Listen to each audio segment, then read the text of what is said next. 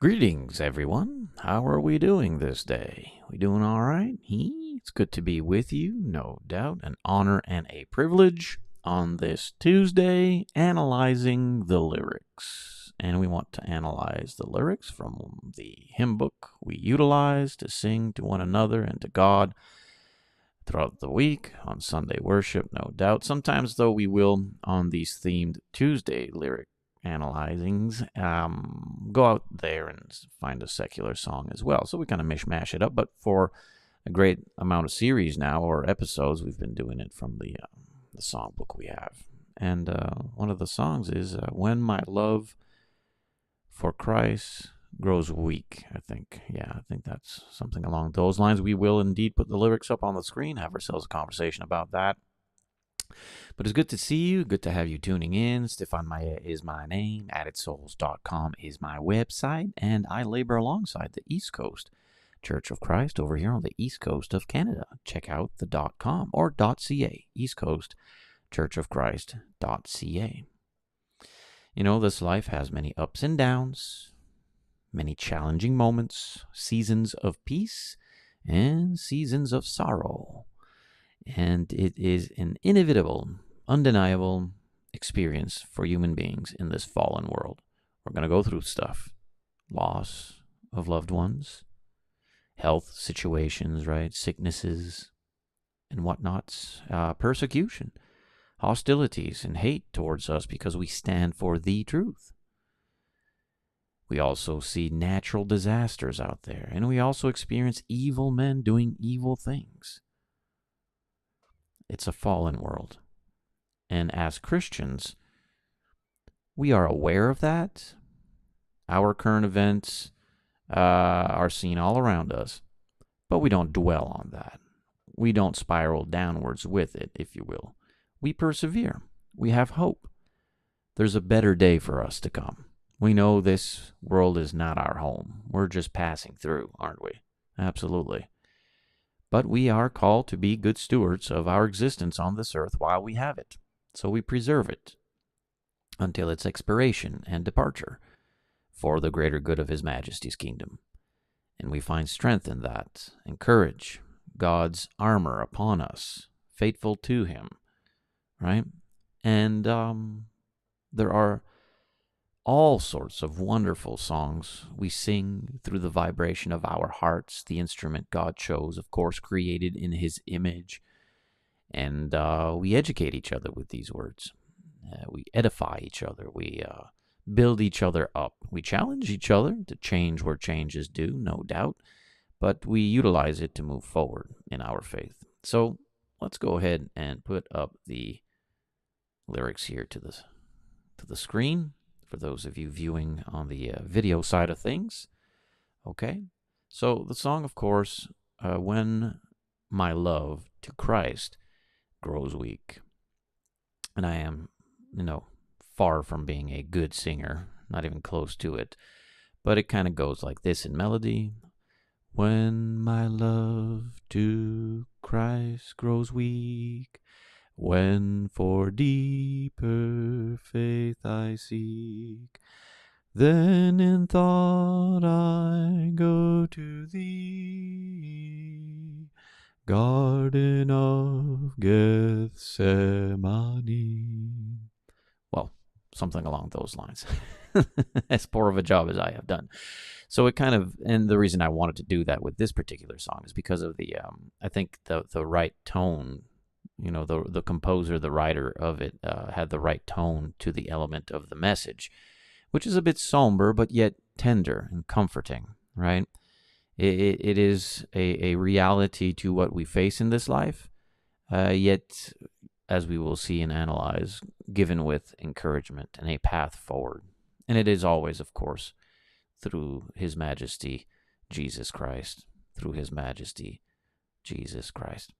So as it begins, when my love to Christ grows weak. In our faith, many of us have seasons in which we feel closer to Jesus and seasons in which we may feel a bit distant from Jesus. Not necessarily unfaithful, though that at times takes place where we go wander off in a strange land and find a lawless experience, which brings about much consequence and burden. And some of us return, most of us don't. That is the account and witness of faith and the many Christians around the world. Some not necessarily falling away, if you will, or withdrawing oneself from God's grace, but just being or feeling a bit distant, discouraged, maybe doubtful, uncertain. Things take place in life that at times we can anticipate and forecast, but at times they also creep up on us without our awareness, and we fall prey to many, many things. So when our love, and we must love Jesus. Jesus said, if you love me, you will keep my commandments. There is indeed a self-denial and sacrifice that must take place if we are to show God how we love him. In the scriptures, if you read the recorded accounts of the Gospels, how many times would Jesus be recorded saying that he saw the faith of an individual? Well, how can one see one's faith? Like, how can I see your faith? How can you see my faith? If it's hid under a bushel, no one sees it, of course. If we keep it in secrecy, no one sees it. Well, that's not what God wants us to do. He wants us to show our trust in him, our faith in him. How so? By the outward actions. James had much to say about that in chapter 2, how our faith must produce benevolence. It must produce an act of charity and hospitality and forgiveness and kindness and all these descriptive words Christ gives illustration and practical application to, we must activate and participate in. That shows him our faith. If he says, don't walk disorderly in the way of the flesh or in the way of the world, and the world walks disorderly all the time. It is filled with unrighteous division, chaos, riot. It is filled with murder and lies and slander and maliciousness, sinister plots. It's drenched in sexual lunacy and depravity. Don't do that. Don't go that way. Love one another. Stay away from sin. And that's very challenging for some of us who, of course, well, all of us born in a location where sin is around us. And at a young age, we are exposed to it. And it charms us at times, and we fall prey to those things, right? And emotions can be a wonderful blessing. Feelings, right? Feelings is a blessing. Nothing wrong with feelings per se. God blessed us with feelings. We should embrace feelings, to feel joy, right? To feel perhaps also grief. There's utility in feeling a certain way, angry or sad or mad or glad or whatever. But we were instructed to govern those feelings with self-control so that walking in this life, we can have the uprightness that we are called to have by controlling our emotions. Sometimes, most times, obviously, many of us fall prey to misguided or not controlled emotions, and we trust in those things more than we should trust in logic, in a free-thinking, independent faith. And we, because of that, have many consequences. So we have to be aware of those things in regards to our love to Christ, because if we fall prey too much so to a misguided emotion, we will certainly grow weak. And when we grow weak, we have vulnerability. And when we are vulnerable, well, you know it, the devils, the deceivers out there, they'll masquerade as our friends, won't they? And they'll exploit our weaknesses for their selfish ambitions, pride, control, preeminence, and they'll cause a lot of pain to all things they infect. And it all began with a blind spot, a weakness, if you will, a vulnerability, something that we were not paying attention to. The red flags, yeah, we were looking the other way. Sometimes we go through those moments. When my love, my trust, my sacrifice, my self-denial, my actions, my obedience to Christ grows weak. There's a weakness there. There may be how should we say, a breach in the wall of our faith, a location where bad things can seek to go in and cause a lot of problems, right? It could be found in our, in all facets, really. It can come about in many ways. If you are struggling in your marriage, maybe your spouse is not an individual who particularly has much faith in Jesus, perhaps immature, perhaps not as loving as she or he should be. And that can cause, some problems. And those problems may manifest themselves emotionally to a direction that has us, grow weak instead of strong for Jesus. Maybe it's financial situations. In today's crazy economic collapse that we are witnessing in real time, it's hard to keep up. You can be an honorable worker, right? An individual who is structured and punctual and is diligent and just a very good worker, decent worker. You can be someone who works very hard every day, but just can't. You're drowning. The bills, the mortgage, the rent, the groceries, the gas, the utilities, those things, they can creep up on you and give you much concern. How are we going to eat next week? I don't know. Both of us are working 2 jobs each, right? We're just barely scraping by. If you live somewhere like over here, man, the government's taking about 50%, 53, I think, accurately in some households of taxes from us. That's difficult. How do you make sense of that? Try to navigate through those moments. Well, when my love to Christ grows weak, when those things seem to take over, we can commonly go to the storm, right? Peter, seeing Jesus, starts to drown in the storm, begs God, screams out to God, save me, please, don't let me drown. Well, let's not focus on the storm. We must be well aware of it. We'd be a fool not to recognize that there's a storm outside.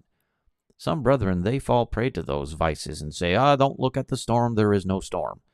Well, yeah, there's a storm, we're in it. The point is we don't focus on the storm. Why? Because the storm ain't as strong as Jesus, that's why. Jesus is stronger than the storm. Jesus can say to the storm, stop, and the storm stops.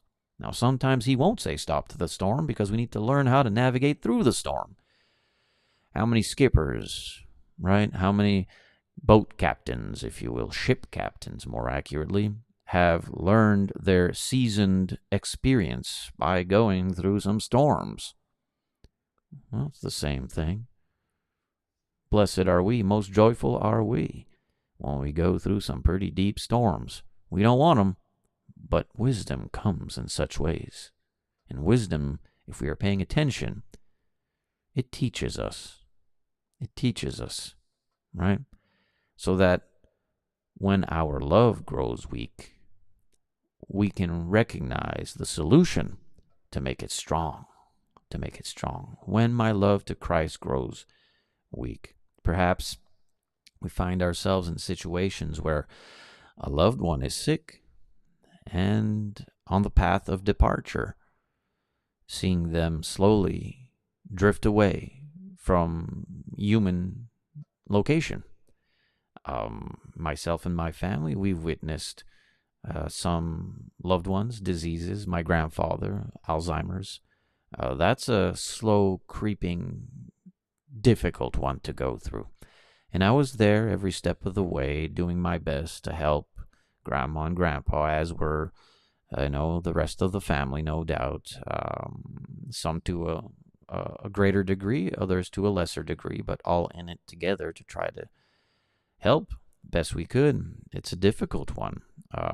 I saw a strong man go to just skin and bones, and the deficit of his mind and his body was just, it leaves an everlasting memory, seared in your thoughts. I was there at the moment he departed this earth. I saw how he convulsed and shook. My grandfather was not a Christian. He was quite hostile towards it, to be honest with you. But something like that, and I just share a bit of a personal moment there because maybe you can identify with that. Maybe you've gone through moments like that. Maybe not your grandfather, maybe a grandmother, maybe spouse, maybe child, right? How do you cope with something like that, witnessing something like that? You been to war? Are you in law enforcement? Have you seen your brothers perish on the field? It's brutal, it's barbaric, it's violent. It'll stick in your brains, man. That's true trauma. That's real trauma. Um, how do you how do you address that with your faith in Jesus? You have to find that very answer, and it's in the Bible. It teaches you how to deal with those moments. It teaches us the reality of our existence here and the strength Christ has over all those things. And if we follow him faithfully, we can conquer those things. Maybe you've gone through a very bad divorce with a wife or a husband, a lawful divorce, something that was necessary, something that needed to take place. Maybe there was abuse there involved also, along with the cheating and whatnot. That's difficult. How do you deal with that with your faith? When my love to Christ grows weak. There are seasons in one's faith that are closer to God, and there are seasons where we find ourselves a bit at a distance. I know that. I've been trying my best to follow Jesus faithfully since June 26th, 2011.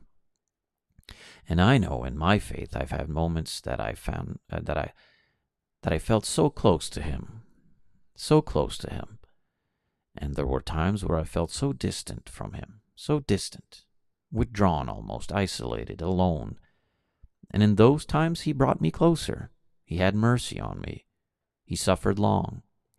He saw my weaknesses, and he saw the wolves in sheep's clothing that love to exploit our weaknesses. And he rescues us, doesn't he? He saves us from the clutches of deceivers, from the clutches of pain and sorrow and grief. He teaches us. He disciplines us. At times he permits us to go through some pretty strong consequences. He permits it so that we can learn. Hey, you know what? I shouldn't have done that. That was a foolish decision that cost us a lot of pain. A lot of pain. Regret is a useful tool, but it's a dangerous one as well. You can't dwell in regret, or you'll never be productive for the kingdom. Regret. All of us should have, I suppose, if we've lived this life a sizable amount of time, a bit of regret in our hearts, a bit of regret in our decisions. Perhaps it is with friendships. I shouldn't have been friends with that person. That person was a malicious, evil, fraudulent person. I should have never done that. Perhaps marriage. I should have never married that person. We were young and foolish, and perhaps it is in other ways. I shouldn't have made those poor financial decisions. I proved myself to be a bad steward of those finances, and now we're in struggle and debt. Those things happen. When my love, my trust to Christ grows weak, it's not because of Jesus, that's for sure. When our love grows weak towards the Christ, it's not for something he done wrong. Sometimes we'd like to justify ourselves by saying so. I know I lived that way for many years. It's all God's fault. Why must we depart this earth? Why must we see evil people doing evil things? Why do those I love the most, and why are they leaving this earth and I'll never see them again? It's God's fault. He created us. He created this world. It's his fault. Isn't he all powerful and loving? Why couldn't he just fix all these things? Right? Have we ever found ourselves in that deficit of thought and spirit? It's not God's fault, though. When we look into it with a sober thinking mind, it's not God's fault. He's the one who actually rescues us, who gives us the remedy, who gives us the path forward. Look at all the accounts in the scriptures. Time and time again, men fall prey to their lawless ways and desires, and at that moment when they are broken, and the burden is so heavy they are just crushed and can't breathe, they're suffocating, drowning, they reach out to God in reverence and humility, begging him in devastation and desperation, God, please help me. If you've not felt that, if you've not gone through that, man, I don't know if we're together here. I remember back in 2011 waking up to the fact of my rebellious life that I had lived in the extremities of lawlessness, in the heathen path and the pagan mind and practice, and just, sex, drugs, and rock and roll. Coming back to Christ was a deep, desperate crawl out of a dark pit. It was a difficult path. I found myself just constantly in weeping and begging God in prayer for forgiveness, and teaching me and permitting me to have lived when I should have died so many times. I mean, I'm telling you. Just begging God for forgiveness. Forgiveness for having treated people wrong, for forgiveness for the things I had done to my mind and my body and my life. And though the deceitfulness of sin is pleasurable, and it traps you, it snares you, it makes you think it's so much fun.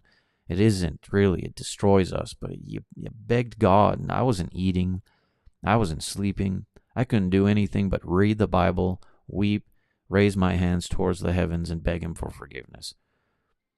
It wasn't His fault. It's not His fault. It's ours. We choose to sin. And because we choose to sin, bad things happen. And someone says, well, how can that relate to natural disasters or sicknesses and diseases? It does, because even nature suffers from sin. When Adam and Eve departed the garden upon their act of rebellion, nature itself, the earth, fell in despair. It just, everything around it. That's how profound it was on that day when Adam and Eve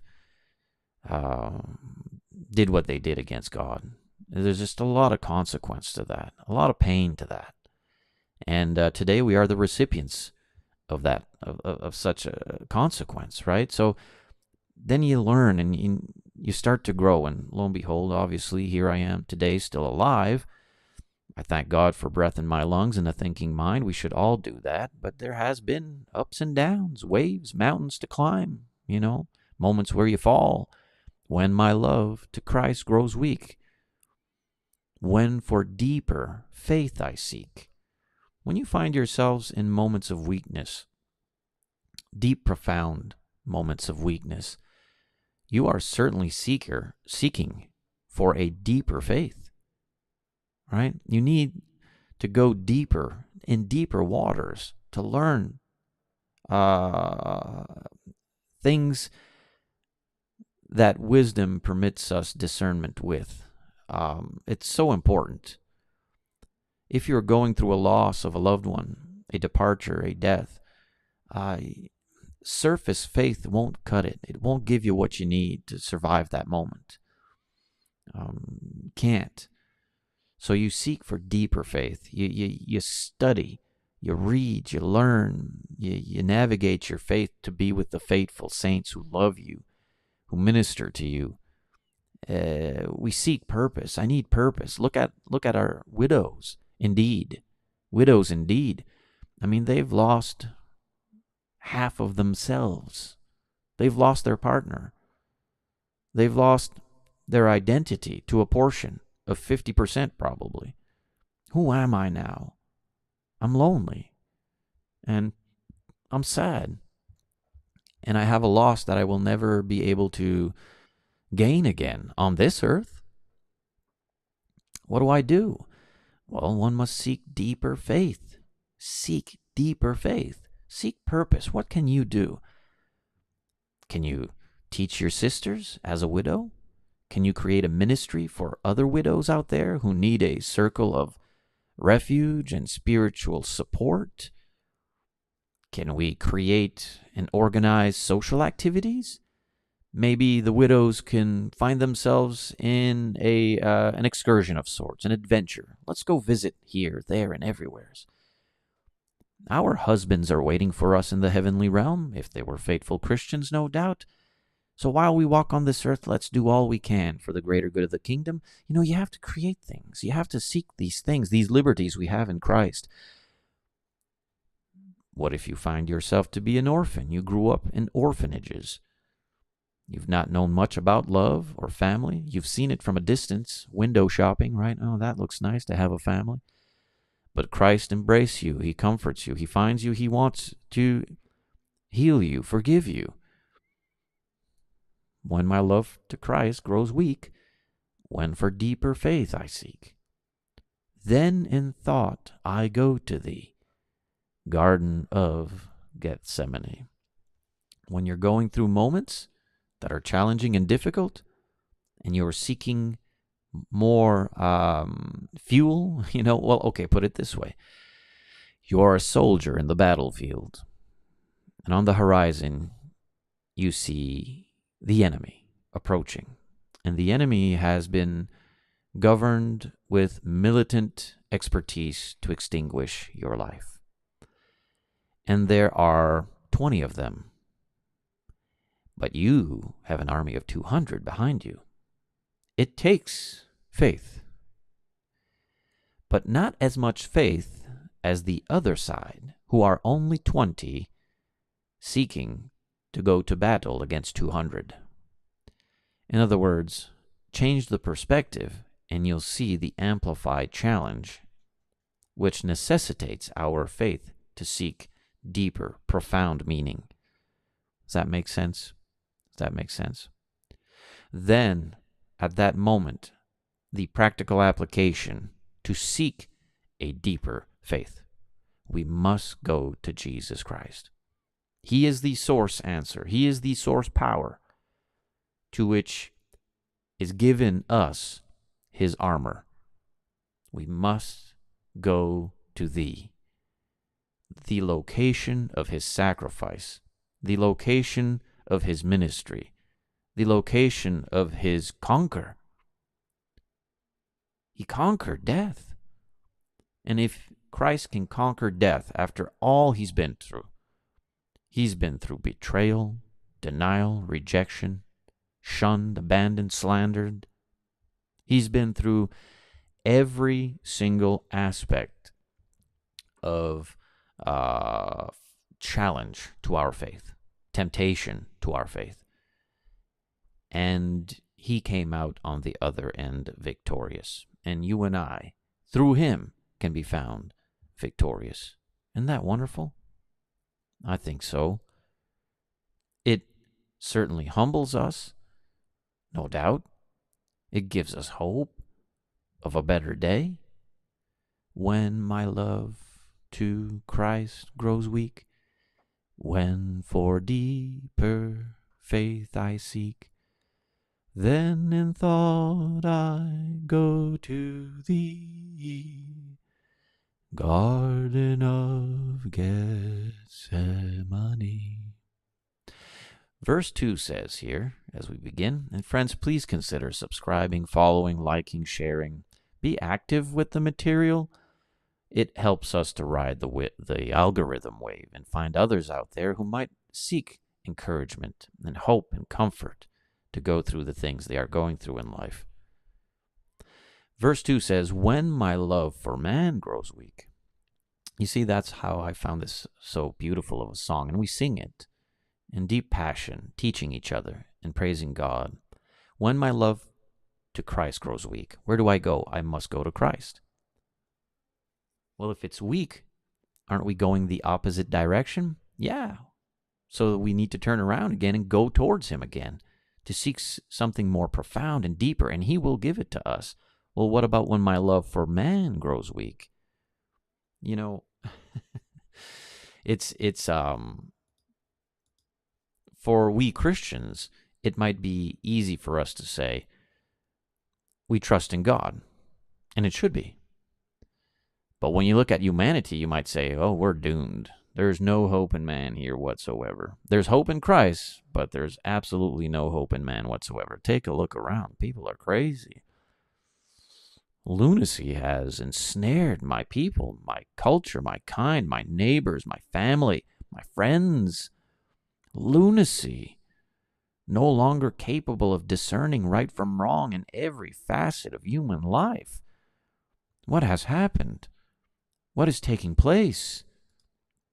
Well, when my love for man grows weak, when for stronger faith I seek, hill of Calvary I go, to the scenes of fear and woe. Again, the source location, the remedy, the understanding, the answers to the questions must be to the cross of Christ. Why are my fellow human beings, my brothers and sisters, acting, behaving in such lunacy and lawlessness? Why are they so confused? Why can't they discern right from wrong? You know, God blessed us with the discernment of sorrow and pain.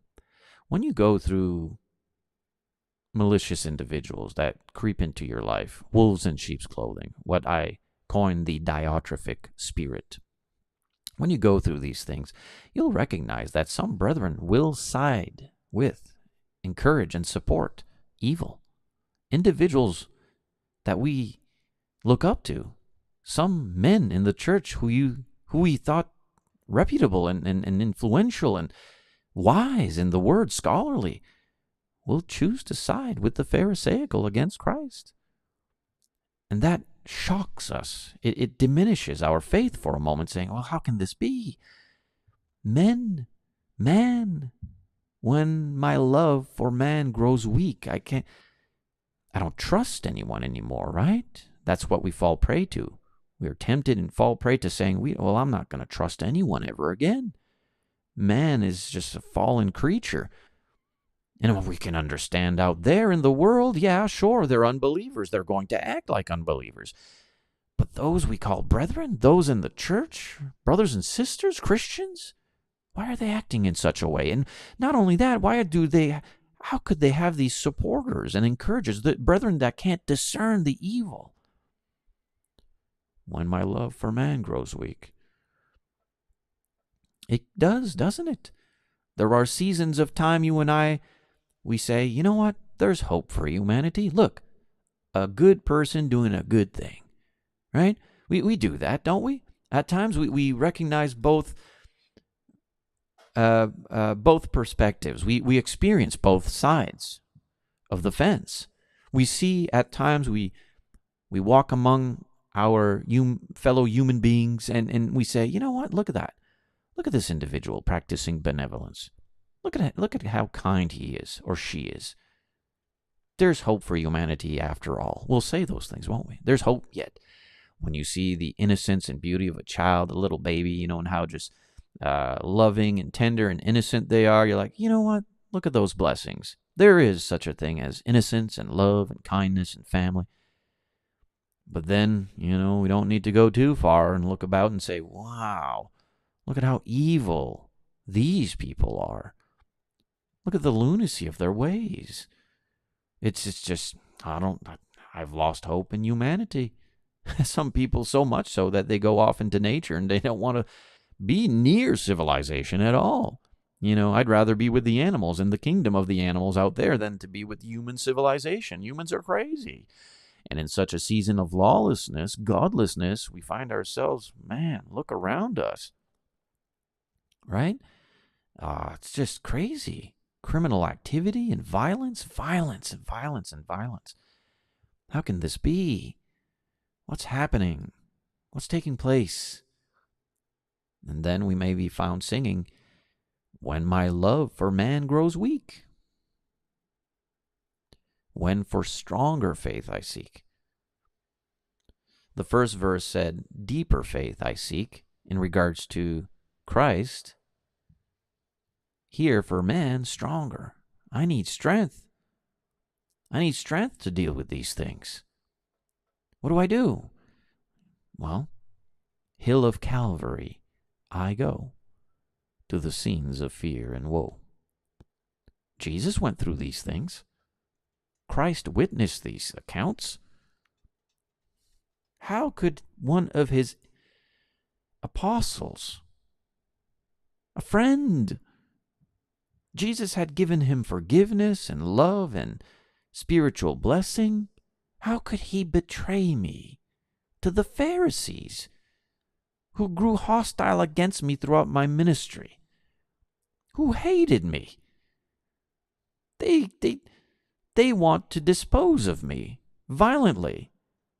They've been slandering me, demonizing me, bearing false witness against me, and one of my own brothers, my inner circle brothers, betrays me for what? A few silver coins? When my love for man grows weak, what would Jesus do? Well, he went to the Father. He went to the Father, and the Father, of course, strengthened him.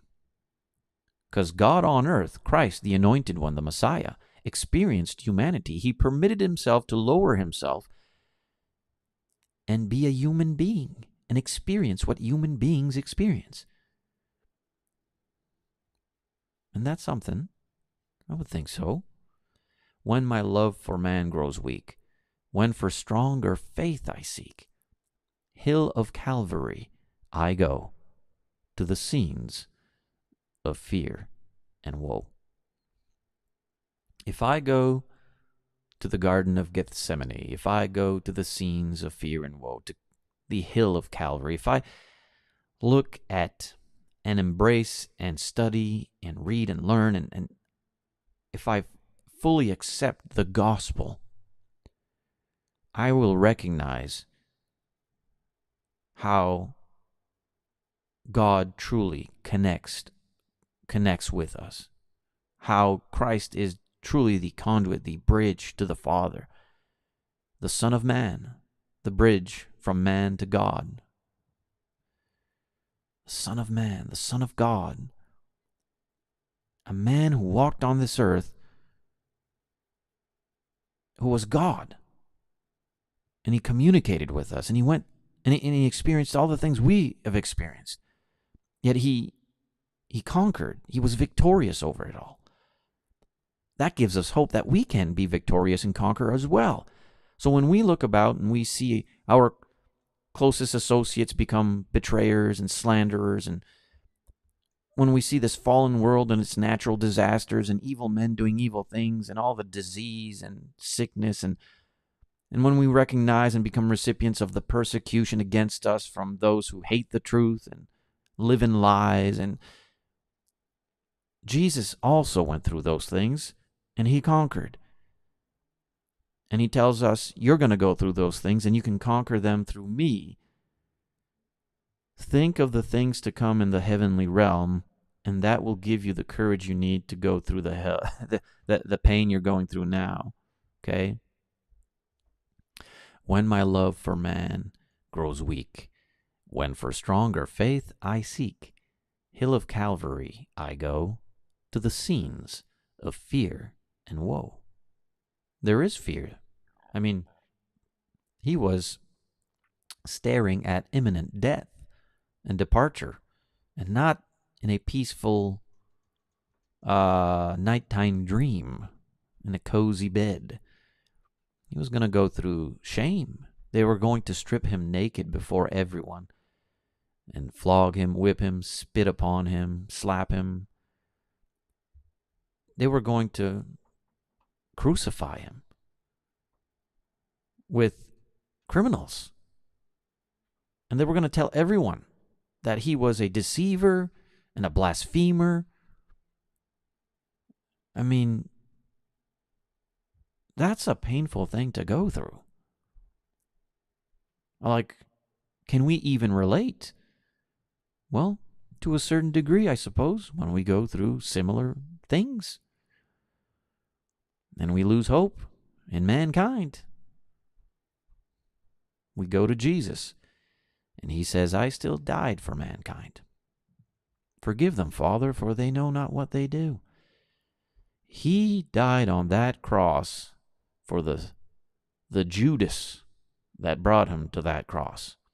Now, you and I, that's a difficult one, to love our enemies, to pray for our enemies and those who speak evil against us. I'll be honest, I'll confess, I have a hard time with that.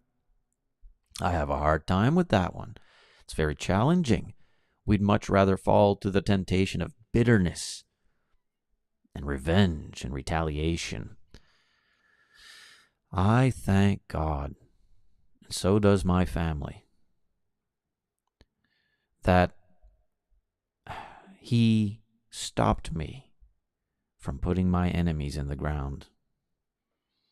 Because I assure you, I could have done that. Some men have what it takes to do that, extinguish another human life. I would have done that. But when I went to Jesus, and when my wife embraced me, and when my family embraced, and we all wept together, I knew then and there, I'm not going to extinguish the life of a poor fool who doesn't know love, a self-righteous hypocrite. No. Instead, I will pray for him, and I will love him. I'll feel sad for him. I will certainly seek justice one day. But no more bitterness. No more unrighteous anger. No more needing to carry that heavy burden. No retaliation.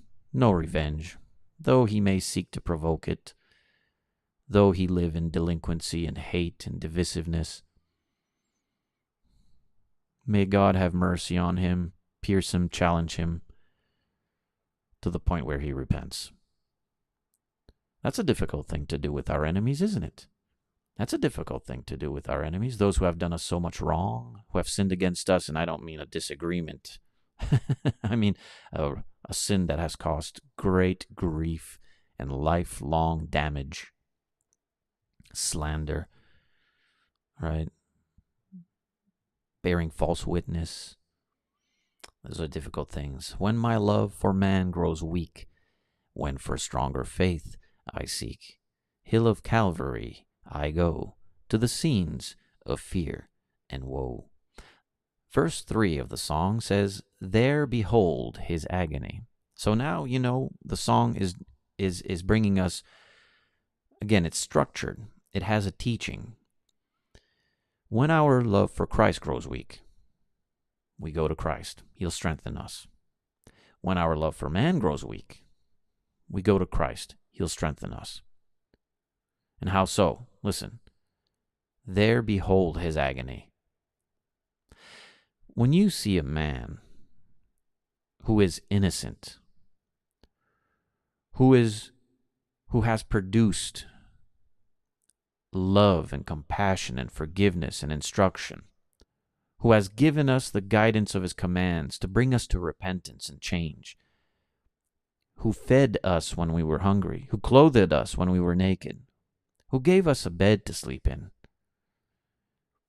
right? He gave us his life.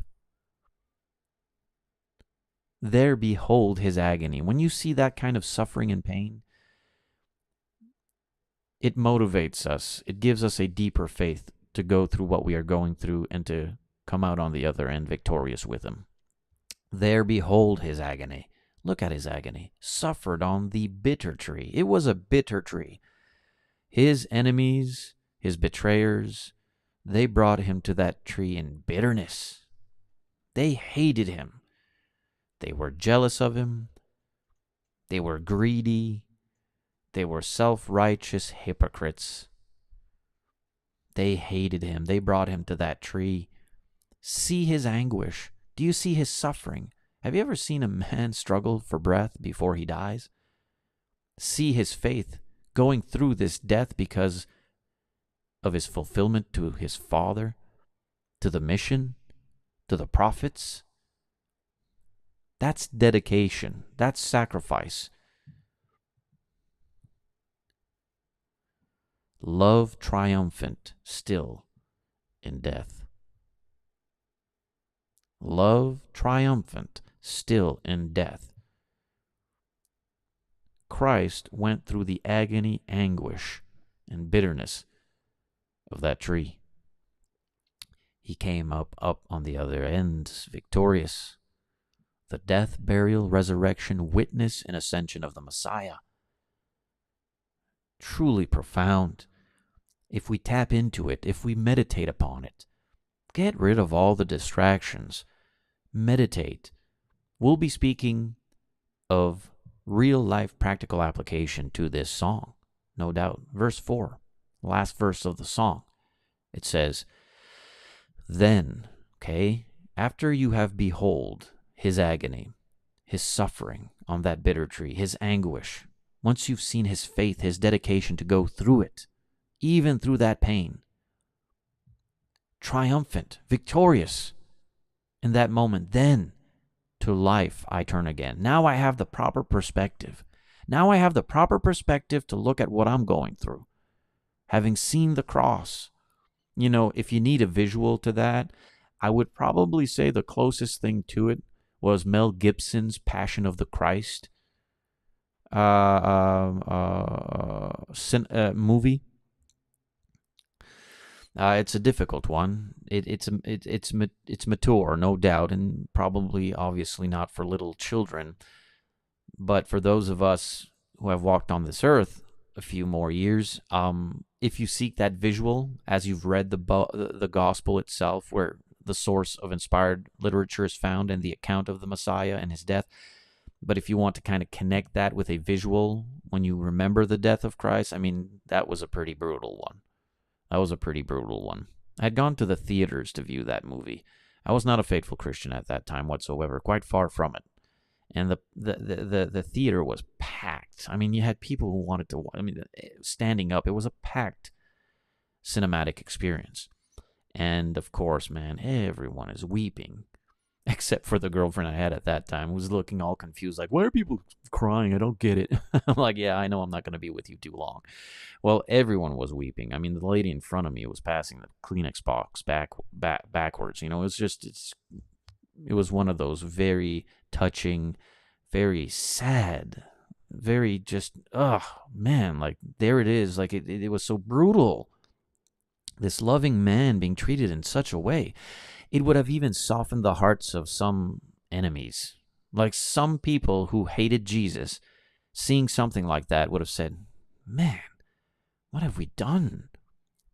There would have been Roman soldiers and Jewish leaderships and powers. Not many of them, no, in the minority, no doubt. But there would have been some who would have said, God, what have we done? This is awful. This is awful. Mercy, please. And you can see now how turning to Christ on the day of Pentecost, when the 12 apostles were endowed miraculously by the guidance of the Holy Spirit, they were being governed by God, and they spoke the reality of the death of the Messiah and the kingdom he had purchased through that death. You can see how some who warmly received those words recorded in Acts chapter 1 and 2, they would have said, hey, what can we do? What must we do? They wanted to know what they needed to do to be in fellowship with God again. They had just murdered the Son of Man. They killed God on earth. What are we going to do?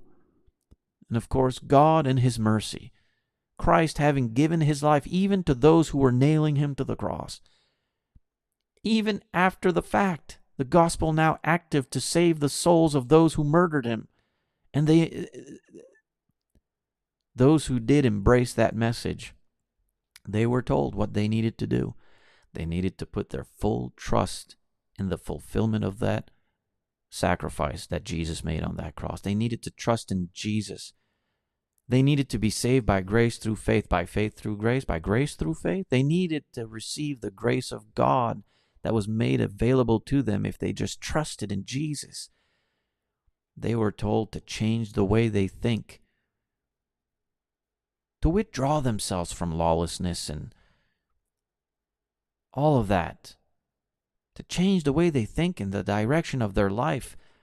As believers in Jesus, they would qualify to put full trust in Jesus and be saved. They would call on his name, the Father, Son, and Holy Spirit, and they would be born again, out of water and the Spirit, immersed, plunged, dipped, submerged, clothed, buried, with Christ. Verses, book, chapter, verse, Romans 6, 3 and 4, Colossians 2:12, Galatians 3:26 and 27, 1 Peter 3:21, Acts 2:38, Acts 8:36, Mark 16:16. Born again. They qualified, and they were immersed. And when they came up out of that water, having put their trust in Jesus, because Jesus is the power that saved their souls, not the water, not the individual helping them to go down into the water. They were washed of their sins when they called upon his name as faithful believers, Acts 22:16. And they were simultaneously added to his majesty's kingdom. His church was now open. Its doors, the keys, the conditions had been proclaimed. And they embraced the message of the Messiah. Then to life I turn again, learning all the worth of pain. I didn't go through those moments in vain. They weren't useless. They taught me something. They led me to Jesus. They led me to his tomb. Do you have faith? They let the pain and suffering and sorrow and grief, those moments of great despair, and they brought me closer to him. They brought me to his tomb where they laid his body. Jesus says, look, water there. There is my tomb. Do you have faith? The Ethiopian eunuch said, look, water. What prevents me from being baptized? Then to life I turn again, learning all the worth of pain, learning all the might that lies in a full self-sacrifice. Jesus gave his life on that cross. They took him away from that cross. They placed him in the tomb. They rolled that stone. And what happened a few days later? His body was no longer found. He conquered death. He rose from the dead. Up from the grave he rose, with a mighty triumph o'er his foes. And you and I, when we have trust in him,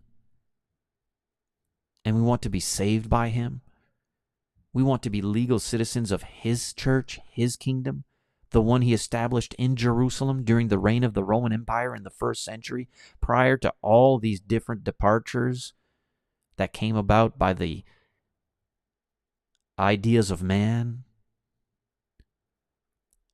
Well, we go to the water, and we are plunged in the water. And while we are in the water, he spiritually operates on us, and we come up out of the water, and we're saved, and we're members of his church and no other church.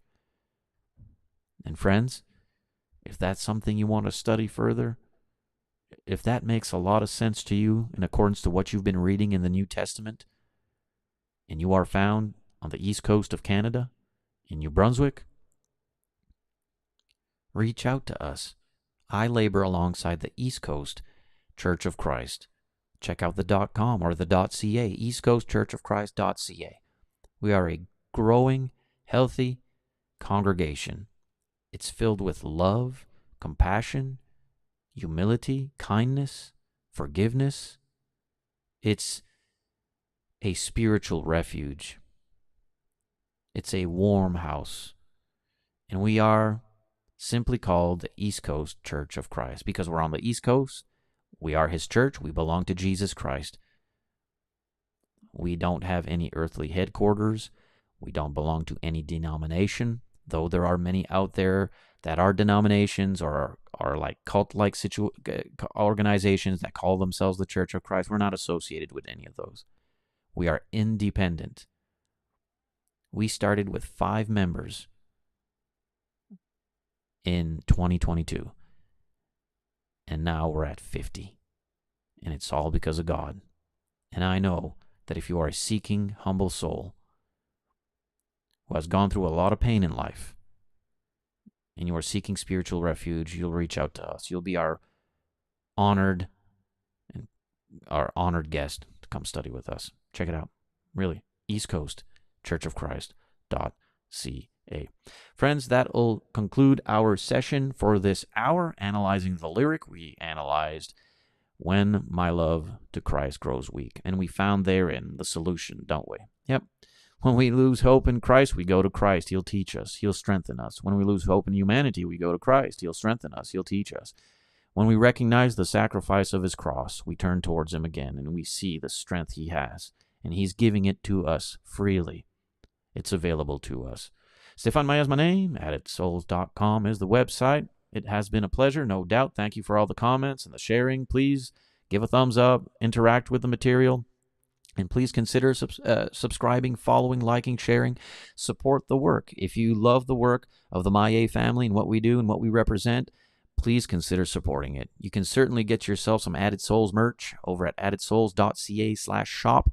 The proceeds help have food, shelter, and clothing for us, and no doubt goes back to the community in benevolence, in gifts to faithful saints in need. It's truly a blessing, and it's available to you there to participate with us. Stay focused and stay positive. You are loved, and you are appreciated. Till next time, tomorrow, Lord willing, 9 a.m. Atlantic Daylight Time, we shall continue in our midweek studies. Peace out.